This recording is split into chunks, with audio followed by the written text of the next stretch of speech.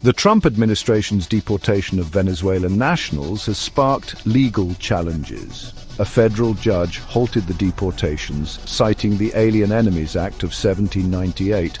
The judge argued its application to Venezuela was a misinterpretation. The administration insists the deportations are necessary for national security.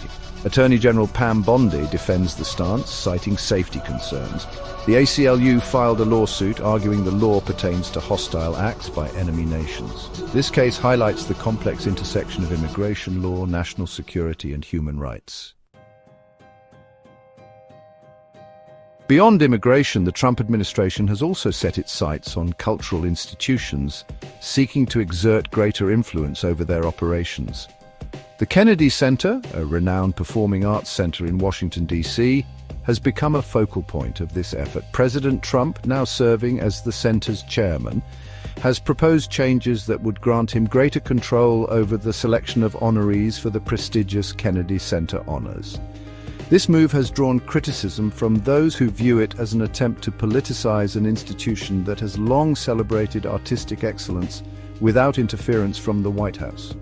The proposed resolution would empower Trump to appoint and dismiss members of the Honors Advisory Committee, potentially giving him the ability to stack the committee with individuals who share his artistic preferences.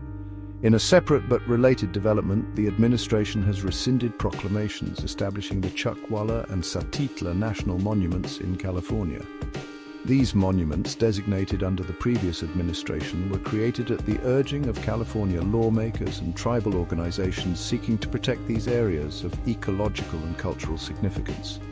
The administration's decision to reverse these protections, citing the need for economic development and energy production, has been met with fierce opposition from environmental groups and indigenous communities. The Trump administration's push for change extends to the upper echelons of federal law enforcement. FBI Director Kash Patel has embarked on a significant restructuring of the agency, decentralizing its command structure and dividing it into three distinct regions: East, West, and Central. Under this new framework, field offices will report to regional directors rather than directly to the deputy director, as was previously the case. While the administration maintains that this restructuring will enhance efficiency and improve coordination, critics have voiced concerns about the potential for intelligence gaps and a weakening of the FBI's overall effectiveness. In a move aimed at averting a government shutdown, President Trump signed a government funding bill that passed through Congress with a mix of support and opposition. The House of Representatives, largely along party lines, approved the bill, while the Senate required some Democratic votes to overcome a potential filibuster. The Trump administration's actions have raised concerns about press freedom and access to information. Numerous journalists at Voice of America were placed on leave, effectively shutting down the broadcaster.